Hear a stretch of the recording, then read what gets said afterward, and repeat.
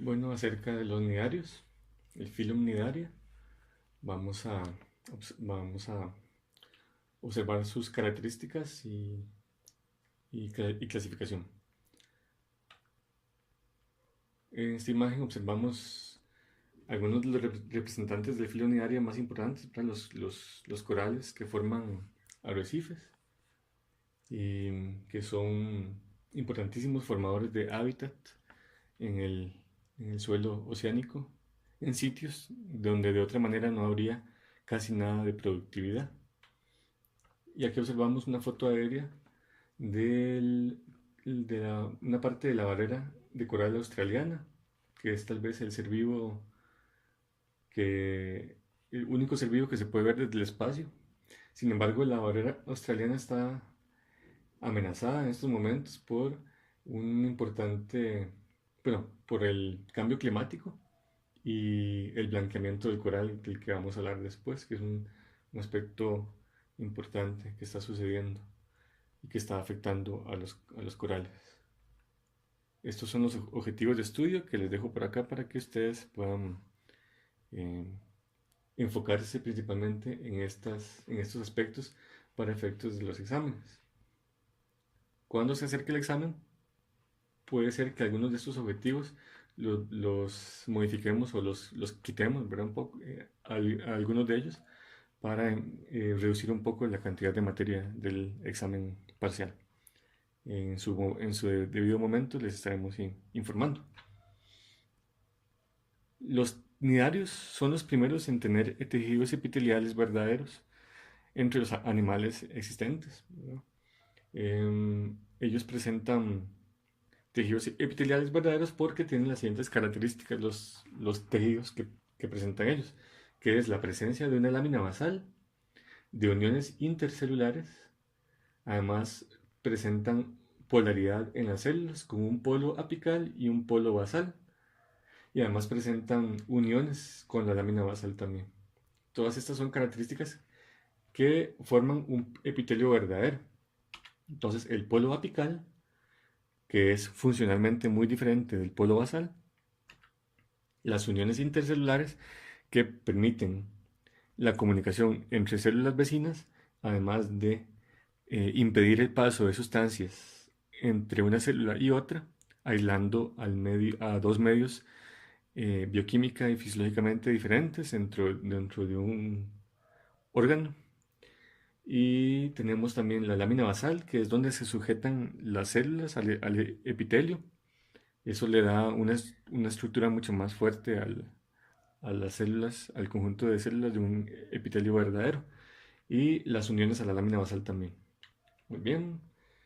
Los cnidarios, que aquí les dejamos las características más importantes del filo, eh, van a tener dos formas estructurales. Puede ser de pólipo, que el pólipo es sésil, ¿de acuerdo? Y también la medusa. Y estas fases pueden alternarse dentro de un mismo individuo, aunque en algunos individuos puede dominar la fase de medusa o puede dominar la fase de pólipo. También tenemos solamente dos capas germinales de tejidos, que son el endodermo, que da origen al aparato digestivo, y el ectodermo, que da origen a la piel y el sistema nervioso. Aquí carecemos de mesodermo.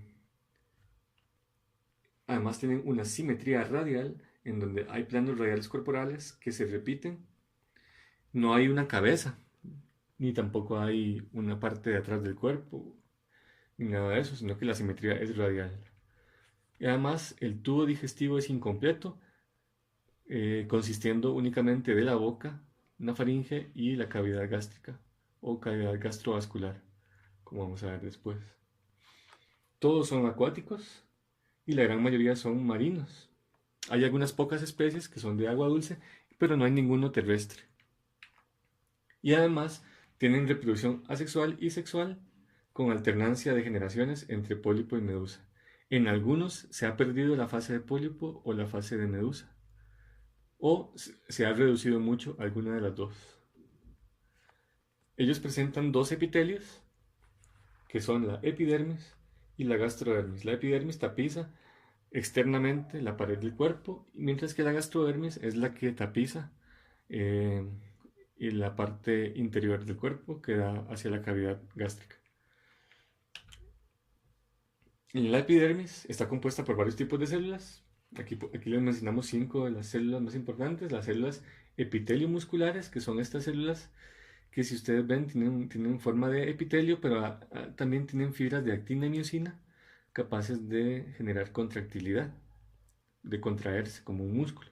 Entonces son células que todavía no se han diferenciado totalmente entre ser células del epitelio o ser células musculares, y eso es una característica intermedia que tienen los nidarios, ¿verdad? Al ser unos organismos que son un poco más primitivos en cuanto a eso. Eso es una de las características primitivas que tiene. Además tienen células intersticiales, que son células indiferenciadas y pluripotenciales capaces de convertirse en otros tipos de células. Son como un tipo de células madres. Además tenemos esta célula aquí amarilla que se llama nidocito, que es la célula característica de los nidarios. Cualquier organismo que tenga nidocitos es un nidario. Entonces los nidocitos son característicos. Y son células de defensa o células que paralizan las presas para alimentarse. Después tenemos células mucosas, que son células de la pared del cuerpo que generan un mucus o sustancias mucilaginosas que le ayudan a la defensa y también a la protección de la desecación, entre otras funciones, en el caso de algunos niarios. También tenemos neuronas y receptores sensoriales dispersos por la pared del cuerpo en los niarios. Los nidocitos, como dijimos, son células únicas del filo nidaria. No hay nidocitos en otros animales. Tienen funciones defensivas y para ayudar a la depredación. Y el nidocito contiene una estructura llamada nido, de los cuales hay muchos tipos. Los tipos más importantes son el nematocisto, los ticocistos y los espirocistos. Los nematocistos son por mucho los más frecuentes, entonces nos vamos a enfocar en estudiar que existen nematocistos dentro de los nidocitos y que son las células que producen las sustancias venenosas. Aquí tenemos otra imagen con la morfología de los nidocitos para que ustedes la puedan estudiar. ¿De acuerdo? Los nematocistos se han descrito un montón de tipos, hasta 16 tipos diferentes. Y aquí tenemos algunas micrografías electrónicas de algunos tipos de nidocitos conteniendo nematocistos. Este es un nidocito. Aquí está el opérculo. Esto es el arpón dentado que se va a introducir en la piel de la presa. Y aquí tenemos el flagelo, que es también dentado, y aquí se encuentra almacenado también veneno, que generalmente es neurotóxico. ¿De acuerdo? Y entonces vemos que hay varios tipos.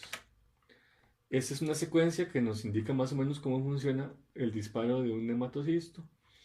Para eso también hay algunos videos. De hecho, esto es extraído de un video de YouTube para que ustedes lo puedan observar también en el video.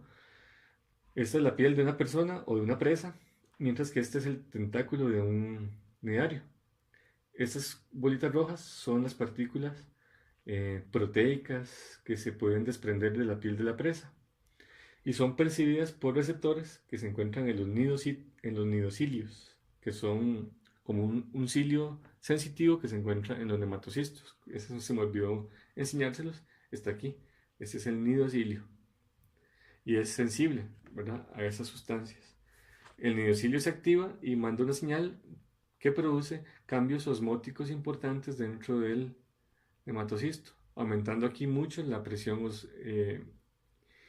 dentro de esta cavidad, y eso provoca la expulsión con mucha fuerza del nematocisto con su arpón y su flagelo. Entonces eso se va metiendo en la piel de la presa, y esto rojo que se ve acá son neurotoxinas que se van inyectando al mismo tiempo que entra el arpón del nematocisto. Se van inyectando esas neurotoxinas que producen la parálisis de la presa, o bien que producen una gran irritación y dolor si por ejemplo se trata de una persona. Vamos a observar un corto video que nos muestra también un poco ese proceso. Este es un tentáculo de una medusa y aquí se observa microscópicamente cómo se disparan los flagelos de los nematocistos. Son nematocistos, bueno, son nidocitos con nematocistos que se están disparando simultáneamente. Generalmente son muchos que se disparan al mismo tiempo. Aquí también vemos cómo en este corte, ¿verdad? Se dispara el nematocisto. Vamos a adelantar por acá para observar más animaciones de este proceso. Vean aquí los nematocistos siendo disparados. ¿Verdad? Cómo sale el flagelo. Esto es porque aumenta mucho la presión allí. Y allí se encuentra otra animación de cómo se dispara el nematocisto, penetra la piel. El nematocisto puede penetrar los vasos sanguíneos, también venas, arterias, y ahí inyectarse el veneno también, produciendo daños un poco mayores. Y la parálisis de las presas que son más pequeñas. ¿De acuerdo? Ese es entonces más o menos cómo funciona un, un nematocisto. Muy bien, vamos a volver a la presentación. Bueno, las toxinas que se inyectan junto con los nematocistos son en su mayoría neurotoxinas y con esto queremos decir que son toxinas que van a producir por lo general parálisis de los nervios de la presa o puede ser que produzcan una gran irritación en los nervios de las personas que entran en contacto con los tentáculos de los nidarios. Pueden provocar la parálisis o la muerte dependiendo del tamaño y el tipo de toxinas. Y uno de los que produce la muerte en las personas es la avispa de mar, que se llama Chironex fleckeri. Este es una especie de Australia, es una medusa caja, que es muy potente su veneno. Y hay otras que también son famosas por ser muy dolorosas, que tal vez no produzcan la muerte, pero que pueden producir un dolor muy importante, como el coral de fuego, que es común verlo en arrecifes, por ejemplo, en el Caribe de nuestro país. O también Physalia physalis, que es la fragata portuguesa, que es una colonia flotante de nidarios y también produce una picadura muy potente. Aquí les dejo en esta lámina algunos tipos de toxinas importantes de mencionar que se encuentran en los nidarios. Dado que estos tipos de toxinas, ¿verdad? tienen importancia, sobre todo las toxinas CFTX1 y CFTX2, que son las toxinas más importantes presentes en la avispa de mar y que tienen actividad hemolítica y también dermatonecrótica, o sea que produce la muerte de epitelios y también la ruptura de vasos, por lo cual es amenazante a la vida de una persona que entra en contacto con los tentáculos de ese tipo de medusa. Yo no sé si ustedes vieron una película que se llama Siete Almas, creo que era con Will Smith, esa película. Bueno, al final el protagonista se termina suicidando metiéndose en una bañera con medusas de esta especie, Chironex fleckeri, bueno, expuesto a estas toxinas.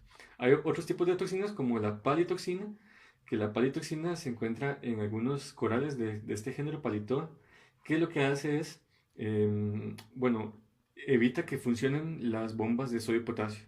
Y cuando se produce esta desacople de la bomba sodio y potasio, entonces la polarización de las células se ve trastornada, evitando un montón de tipos de transportes que son fundamentales en la fisiología celular, ¿verdad? Entonces, esta toxina finalmente termina provocando también parálisis.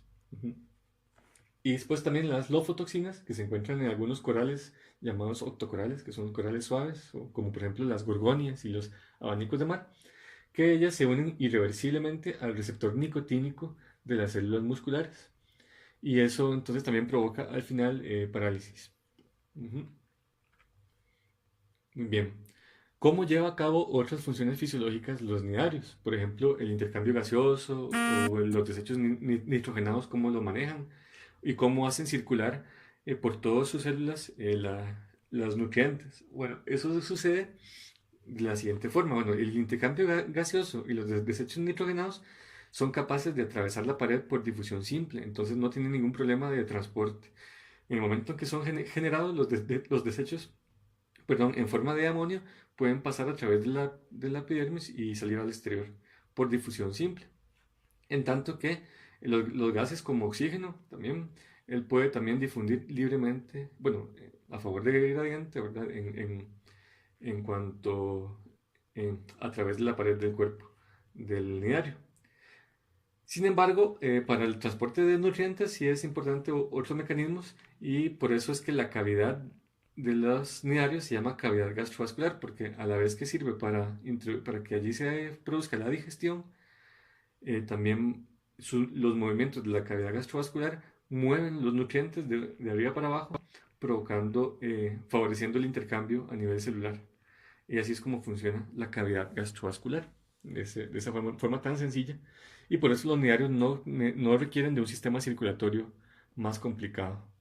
Mucha de la digestión de los nidarios sucede a nivel intracelular, aunque también las células de la gastrodermis producen algunas enzimas digestivas que ayudan también a degradar de manera extracelular el alimento, pero un gran porcentaje sucede todo a nivel intracelular. ¿Ok? El sistema nervioso de los nidarios es un sistema muy poco complejo en el sentido de que no existe un cerebro, sino que lo que tenemos es un plexo nervioso la, eh, disperso, ¿verdad? Por la pared corporal y sin que tengamos algunos centros de integración nerviosa, por lo que los movimientos de los nidarios generalmente son movimientos en donde casi todo el cuerpo se contrae al mismo tiempo, de alguna manera, y sin producir movimientos más complejos, por el plexo difuso de células neuronales que tienen. En las medusas, que son nadadoras y que tienen que percibir, ¿verdad? La luz, entonces tenemos otros receptores sensitivos que son las ropalias. En las ropalias se encuentran fotorreceptores, quimioreceptores, que son receptores de sustancias químicas, que es como el olfato de ellos, y receptores de posición que se llaman estatocistos. Estatocistos. Los estatocistos son receptores de posición que le permiten a la medusa saber, ¿verdad?, si está boca arriba, boca abajo, de lado. Le permiten conocer. Nosotros, los seres humanos, tenemos receptores de posición que son estatolitos que se encuentran dentro de los canales semicirculares del, del oído. Como ustedes ya habrán estudiado en anatomía, ¿verdad? Tenemos los canales semicirculares en el oído interno que nos ayudan a conocer mediante la circulación de la endolinfa la posición de del cuerpo. Y también ellos tienen algo así, pero más rudimentario, que se llama ropalias. Muy bien, en cuanto a la reproducción, como les comentaba, la fase sexual es la fase de medusa. Las medusas son macho o hembra, son medusas macho o pueden ser medusas hembra, y generalmente tienen fertilización cruzada, que va a originar un cigoto seguido de una blástula, seguido de una gástrula, y la gástrula al final va a dar origen a una larva, que es la larva típica de los nidarios, que se llama larva plánula. Esa es otra característica diagnóstica de los nidarios que poseen larva plánula. La fase asexual es la fase de pólipo que puede reproducirse por gemación o por bipartición. Hay muy poquitos pólipos que se reproducen sexualmente. Hay pocas especies. La mayoría se reproducen asexualmente. Ujú. Y los ciclos de vida, que generalmente tienen alternancia de generaciones entre la fase sexual de medusa y la fase asexual de pólipo. Sin embargo, hay especies que han suprimido alguna de las dos fases o en las que domina principalmente la fase de medusa o de pólipo. Muy bien, y con eso terminamos esta primera parte de nidarios. En la siguiente parte vamos a hablar un poco de cada grupo taxonómico, de cómo se clasifican y cómo se diferencian los grupos taxonómicos.